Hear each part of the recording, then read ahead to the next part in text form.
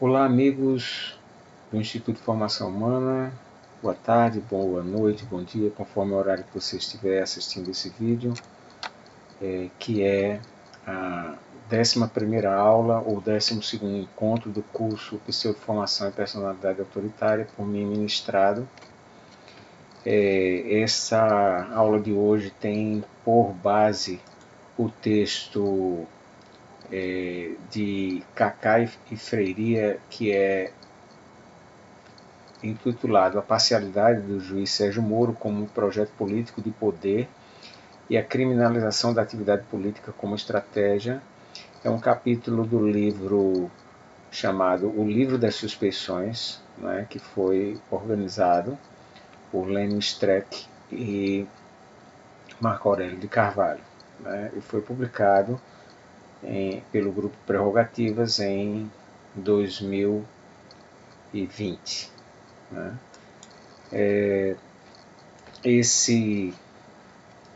Escolhi esse texto e esse tema, aliás, o tema específico da aula é a fascistização da política e do mundo comum no Brasil, né, no caso da Lava Jato. Né, e esse tema está baseado nesse texto. Né. Escolhi propositadamente esse texto, esse tema, para dar um exemplo prático de como se inicia um processo de fascistização na sociedade. Né. Claro que isso não é regra única, isso é apenas um caso empírico entre inúmeros outros na história. Né. Estamos apenas dando um exemplo empírico para que possamos perceber em algo perto de nós, e não simplesmente em alguma situação muito distante da gente. Não é? Então, ou seja, para demonstrar que o fascismo pode ocorrer com situações que estão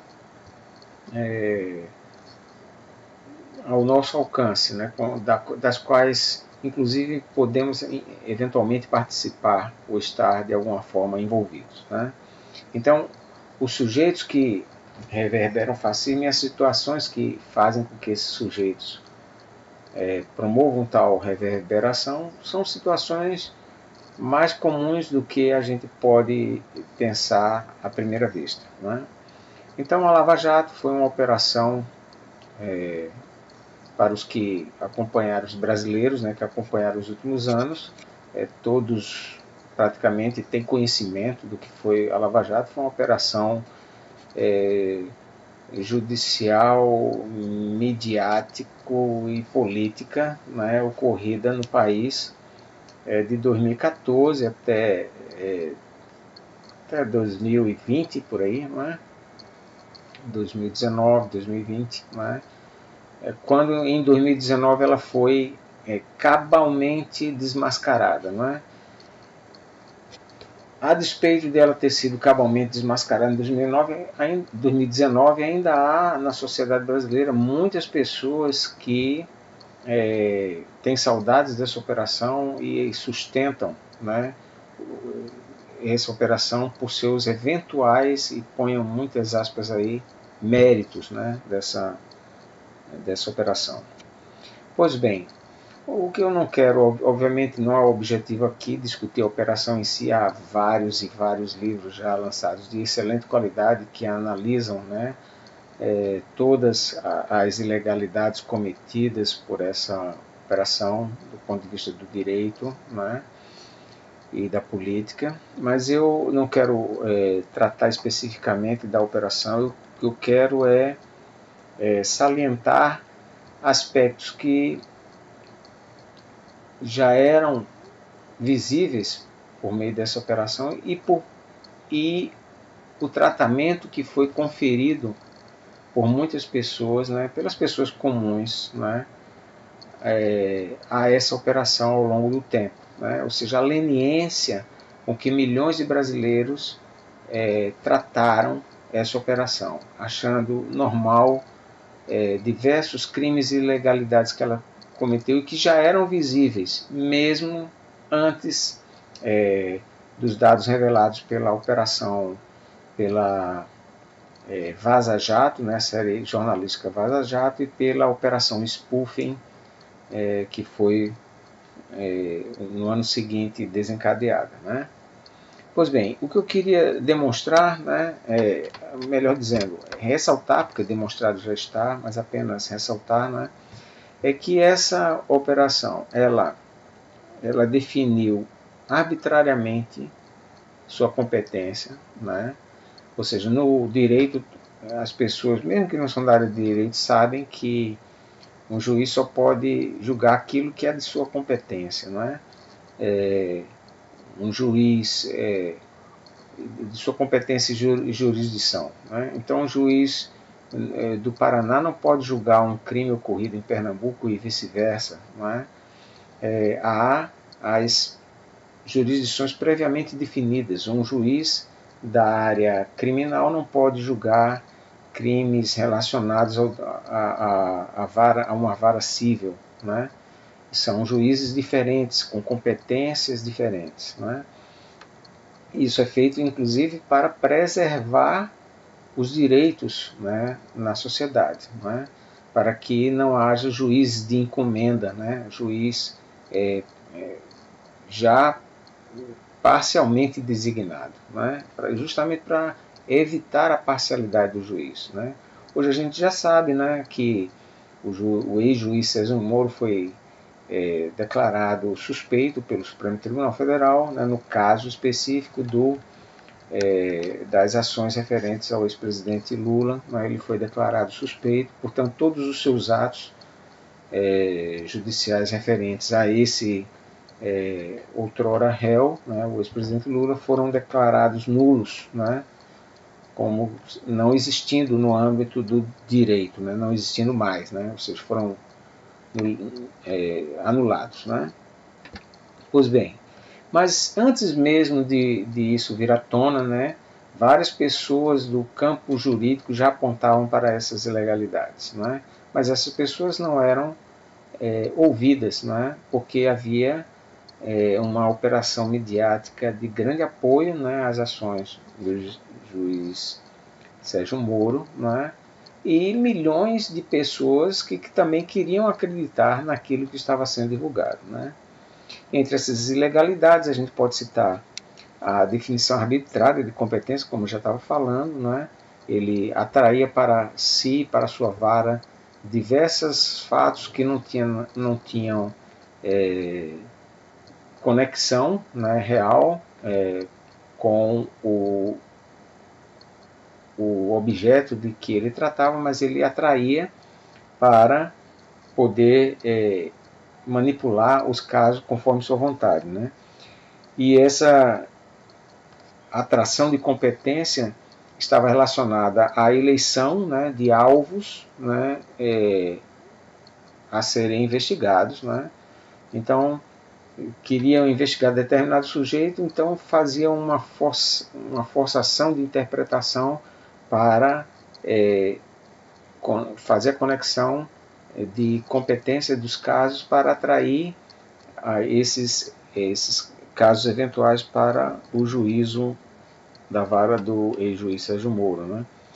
As prisões, muitas delas foram utilizadas como um instrumento de tortura psicológica, não é?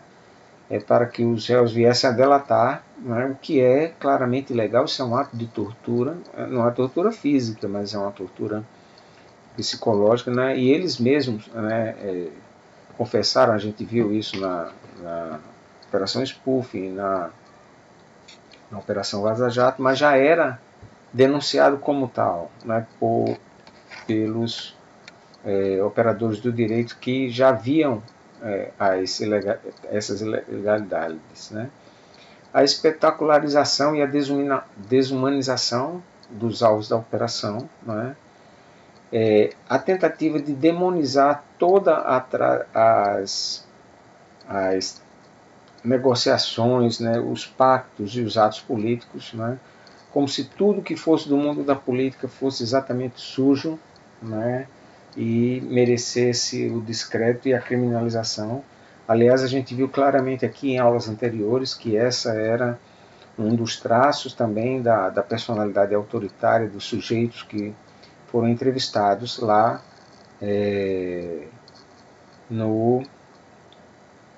naquela pesquisa sobre a personalidade autoritária realizada por Adorno e outros pesquisadores nos anos 40. Né?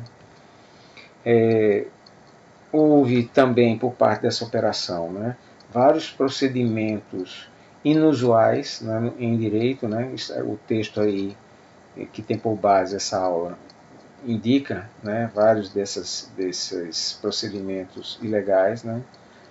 Obviamente, tudo isso reverbera no desrespeito pelo direito de defesa, né, e a completa inobservância do princípio fundamental, que é o de presunção de inocência. Não é? O direito brasileiro é baseado na presunção de inocência e não na presunção de culpa. Não é? Toda a Lava Jato trabalhou com a ideia de presunção de culpa das pessoas que eram investigadas. Né?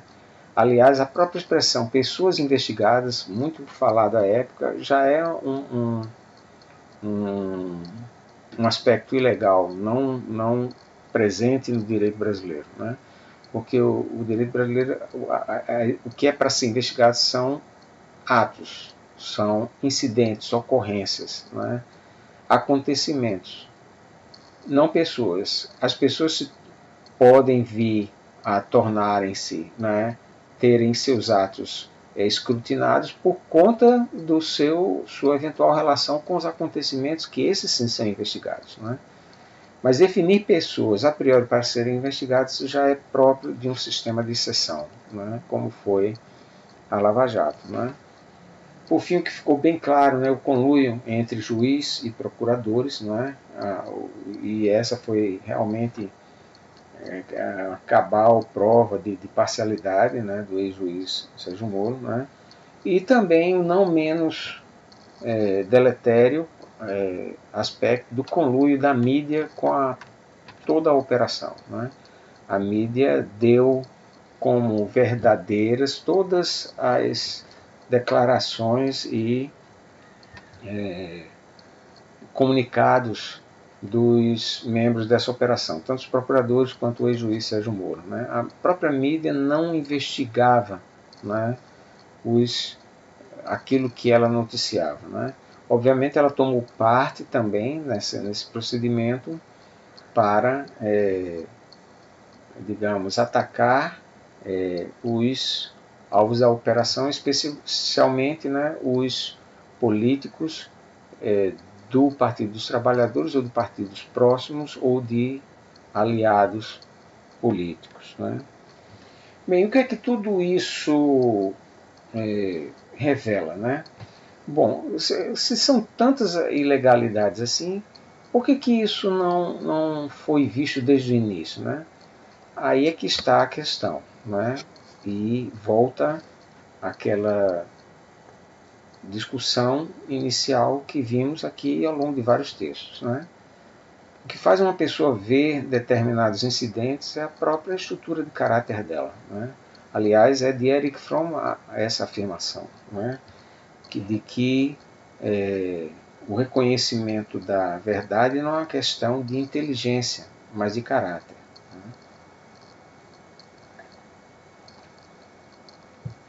Milhões de pessoas deixaram de ver os crimes e as ilegalidades da Operação Lava Jato porque queriam ver a condenação daquelas pessoas pelas quais elas não nutriam simpatia ou nutriam grande antipatia. Né? Então essa era milhões de brasileiros deram crédito a essa operação porque queriam ver as pessoas e os segmentos políticos que eles não dos quais eles se consideravam adversários, queriam ver essas pessoas extirpadas da vida política. Né? Com isso já se demonstra, né, que esse grande contingente da população não tem nenhum apego aos princípios democráticos. Né? A democracia implica claramente a convivência com o diverso, com o plural, né? Com aquilo que é diferente de mim. Né? Então, quando eu quero simplesmente extirpar, aniquilar aquilo que difere de mim, aquilo que é distinto da minha identidade, do meu grupo, da minha família, do meu universo, né? Obviamente, não preciso grande esforço para perceber aí um grande viés autoritário, né? E, obviamente, quando essa pessoa não se dá conta ou bloqueia a própria conscientização desses aspectos, é porque ela está dominada por forças, né, que provém da estrutura do seu caráter. Né? Então não é uma falta de inteligência, né, uma falta de informação, mas sim um desejo oriundo da sua estrutura de caráter pela condenação dessas pessoas. Né? Então, aí também, lógico que algumas pessoas, a motivação de algumas pessoas que entraram nessa onda, nem todas com o mesmo nível de intensidade, né? Então a gente viu, por exemplo, Adorno falar do manipulador, do rebelde, do convencional, não é? Do paranoico, quer dizer, são intensidades diferentes e motivações diferentes das pessoas que são levadas a expressarem sua adesão a essas teses autoritárias e violentas. Não é? Algumas simplesmente querem estar junto com a maioria. Se a maioria está indo para determinada direção, essa pessoa não tem solidez suficiente em si mesma e se deixa, e para participar da onda, né, adere também àquilo que é popular ou influente, né, nas circunstâncias. Então muitos entraram simplesmente porque queriam ser considerados as chamadas pessoas de bem, entre várias aspas. Né? Aí. Outros realmente entraram porque eram pessoas de estrutura de caráter manipulador, né? Do mesmo modo que os procuradores dessa operação e o ex-juiz Sérgio Moro. Eram pessoas manipuladoras, de caráter manipulador. Né? No limite, pessoas com tendência ao sadismo, né? A querer ver os seus adversários, né? A sentirem prazer ao ver o sofrimento das pessoas consideradas seus adversários. Né? Isso também foi uma característica que vimos, né, na estruturação do caráter sádico, expressado tanto por Fromm quanto por Adorno. Né? Então, milhões de brasileiros também se deixaram dominar por essa estrutura de caráter. Né? Ou, melhor dizendo, demonstraram, né, estar dominados ou estruturados com esse tipo de caráter. Né? Então, isso tudo que levou à ideia de destruir as regras, né? As regras do convivência do espaço comum. Né? Então, se essas regras permitem a existência daquele que é diverso de mim, né? Eventualmente meu adversário, né? Se eu tiver as condições para quebrar essas regras, quebrarei. Né? A Lava Jato foi basicamente isso. Né? A Lava Jato foi uma espécie de noite dos cristais, né? Em que tudo era válido, né? Para demonizar, para destruir reputações, trajetórias de várias pessoas que, direto ou indiretamente, ligadas ao espectro político da política brasileira. E com isso, né, passar a ideia de que essas pessoas eram necessariamente sujas porque estavam vinculadas à corrupção. Né?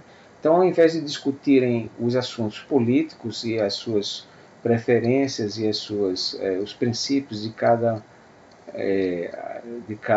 tendência política, não é? A sociedade foi levada e deixou-se levar e foi por suas próprias pernas também, né? No sentido de assumir uma postura moralista, autoritária e no limite de destruição de todos aqueles que não expressavam os preceitos dessa maioria histérica que queria a aniquilação de um setor da sociedade, não é? Por estar tão próximo de nós, a gente vê que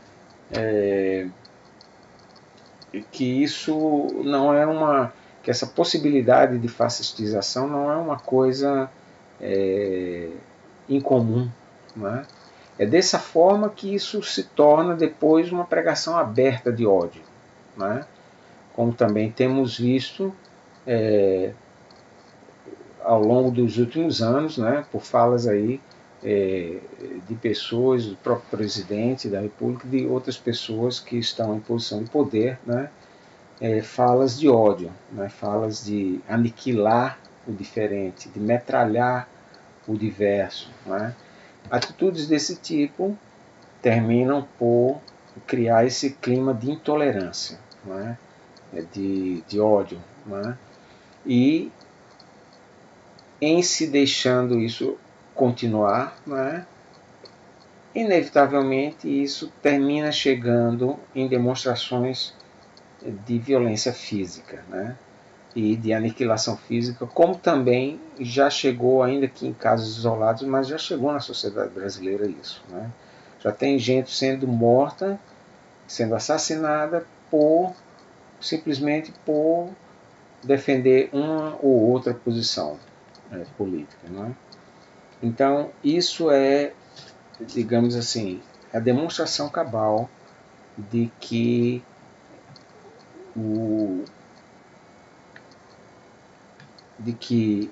a onda fascista pode estar muito mais próximo de nós e os sujeitos fascistas tendencialmente disponíveis a reverberar essa onda também podem estar muito próximos de nós, né?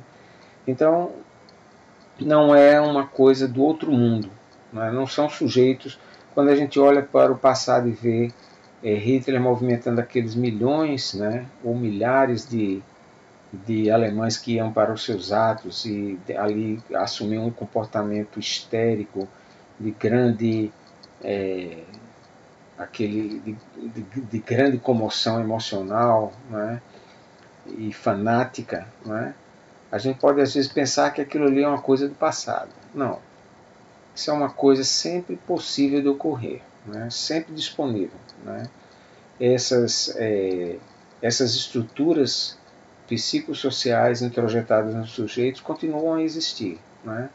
E possibilidades do fenômeno fascista como interrupção, né, ou desestruturação do mundo comum e imposição de uma via totalitária estão sempre também como opções iminentes que podem vir a ocorrer, né? E em ocorrendo, haverá certamente sempre milhares ou milhões de pessoas dispostas a reverberar essas tendências, né, violentas e autoritárias, né?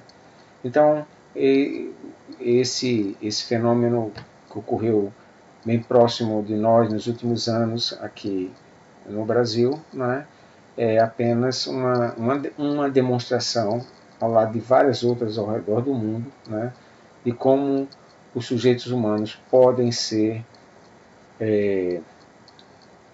agenciados para permitir que esse clima de ódio e de violência se espraie entre a população, né? Portanto, mais ainda se torna importante o exercício da autoconsciência, né, da introspecção sobre si mesmo e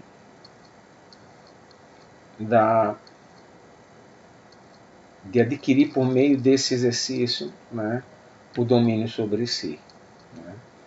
Então, com isso aqui, com esse exemplo concreto, empírico, né, termino esse ciclo desse curso, né, por meio dessa aula, né, restando ainda apenas uma última aula em que levantarei algumas hipóteses, né, sobre as possibilidades de que essas estruturas também contaminem, né, a visão de espiritualidade e de formação humana de algumas tradições, né? E o que se poderia fazer para evitar esse tipo de coisa, né? Mas essa vai ser a temática da aula seguinte, a última aula desse curso, né? Até aqui agradeço de coração sua atenção e a honra que você nos dá ao acompanhar esse curso, mais essa ação do Instituto de Formação Humana. Fico com um grande abraço. Muito obrigado.